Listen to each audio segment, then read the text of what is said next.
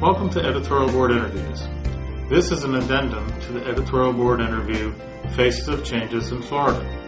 I'm Glenn Marston, editorial page editor for The Ledger in Lakeland, Florida.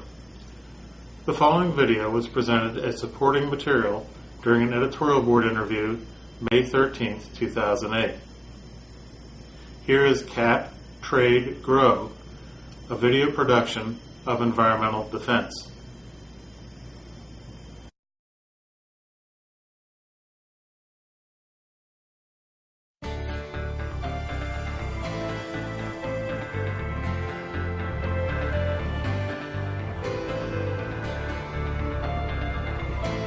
We don't like it. We complain about it. But people have gotten used to paying $3 a gallon for gasoline. What would they say if they knew the true price at the pump? The American public is actually paying around $7 a gallon. This man knows what he's talking about. Four-star General Charles Wald, a specialist in energy security, was the deputy commander of all U.S. military forces across 91 countries. Listen closely. If you look at how much money we put into securing that oil, the $50 to $60 billion a year just in the Persian Gulf alone that's been used for energy security, the American public is actually paying around $7 a gallon. 90% of all the energy produced in the world, or oil I should say, the reserves are owned by national companies. Places like the Middle East or Venezuela or Russia or Iran or Iraq. And that's problematic. We have a serious problem. America is addicted to oil. I don't think the American public is pleased that we have people that can manipulate our foreign policy or our actions based on the threat of interrupting oil, OPEC or anybody else. That makes energy security one of General Wald's top 3 priorities for national security. Terrorism was number one.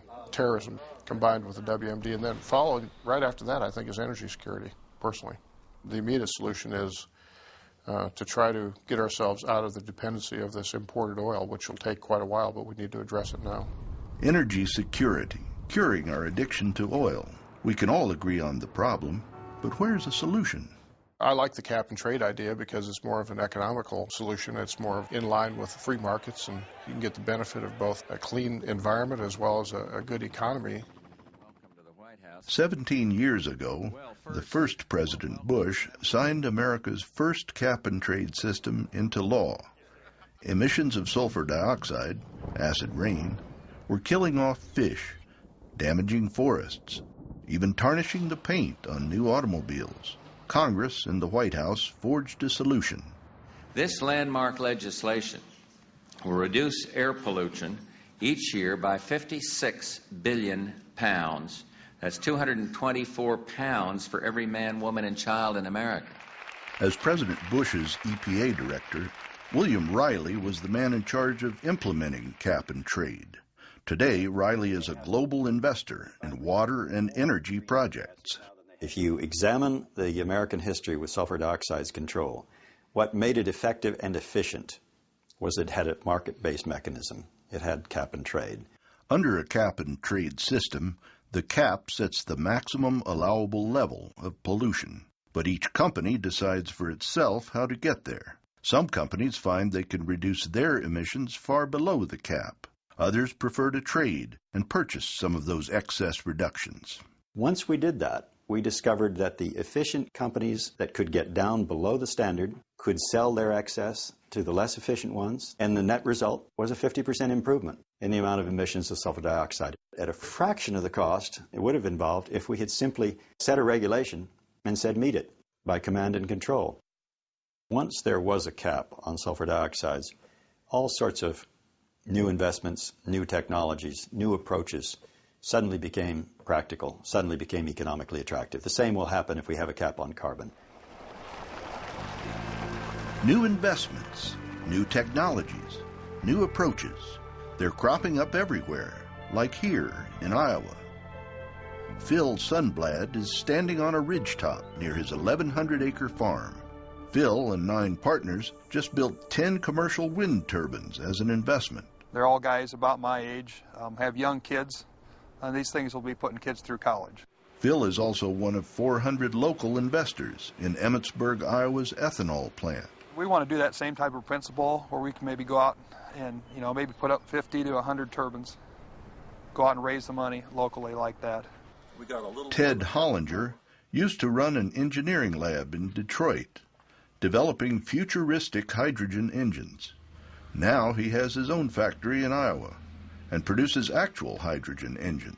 This engine was it's an old Ford engine that we've redesigned to bring up to 2007 standards, and it'll run on all the fuels, gas, natural gas, propane, hydrogen, so on. We're upgrading it so it can run on new fuels, get rid of the emissions, work on fuels that are not fossil fuel based, and it can be serviced by just about any mechanic in the world.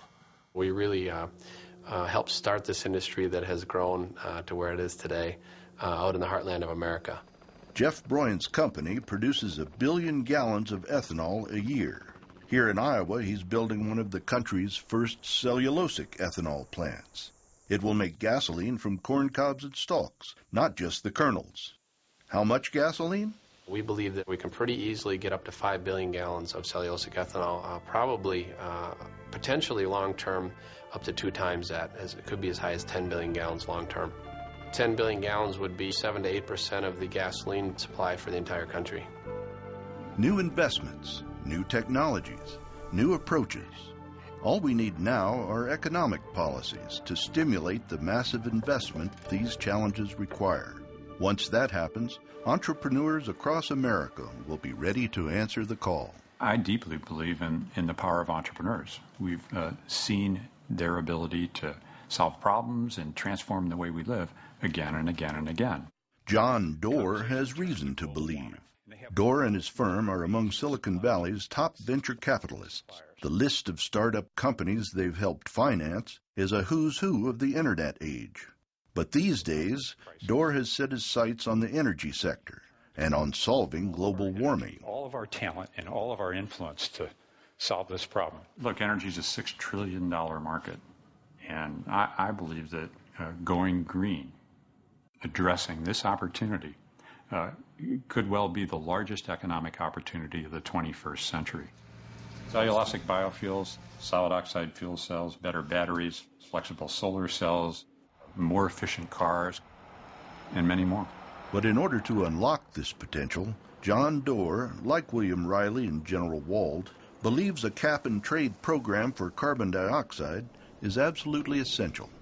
It's the capitalistic, free market, entrepreneurial way to recognize that people who beat that goal should be rewarded, and those who do not should pay a price.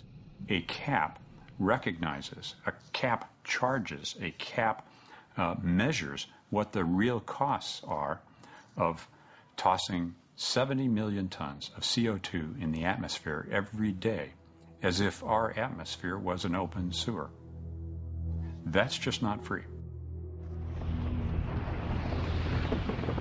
In the end, whether you view it from the perspective of environmental protection, national security, or individual business opportunity, capping carbon dioxide emissions and creating an open market to trade them is the obvious solution. Well, I'm an Adam Smith free market person. I am. But necessarily, in this case, I believe we're going to have some intervention to get us off the dependency earlier. The combination of the two, the cap and the trade, they work very much in tandem to get you the most cost-effective and, I think, finally environmentally effective results. What kind of stewards are we of the planet that we inherited? Will we leave our world in better shape for our children than when we entered it? You not only get the national security issue addressed, which is the immediate, in military terms, sucking chest wound, but you also can get the long-term benefit of addressing the climate issue. I think we're poised at the edge of an altogether new world on energy. The bottom line is this. We've got to cap our emissions and then in the most efficient, market-based way, trade to lower emissions so we can grow our economy, grow our national security, grow a better future for ourselves and our kids. Cap, trade, and grow.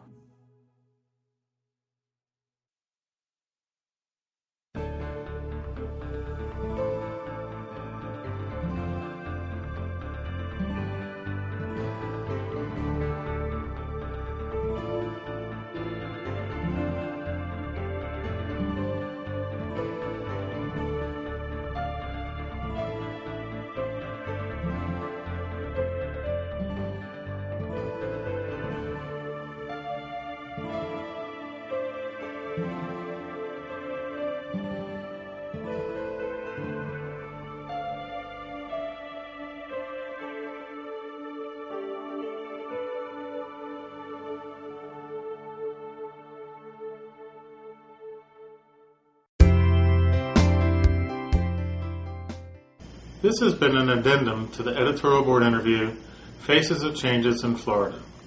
Cap, Trade, Grow is copyright 2007 by Environmental Defense. Editorials appear daily in the Ledger and at theledger.com/editorial. Find editorial board interviews at theledger.com/podcast.